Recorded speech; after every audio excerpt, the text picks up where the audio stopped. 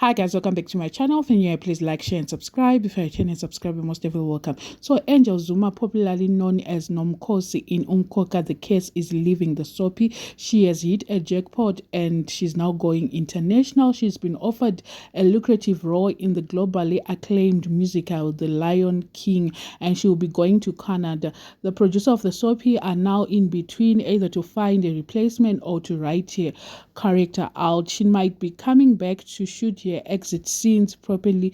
Those who watch Umkhokha the case knows that Angel left a mark on the show. We can't wait to see her taking off the world of Lion King. It's a great opportunity for her.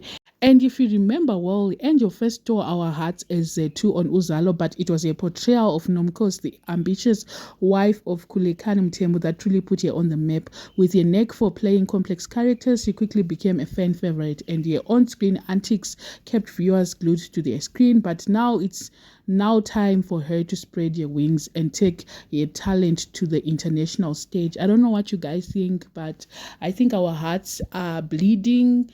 Although she's going international, it's something that I think we should be proud of her.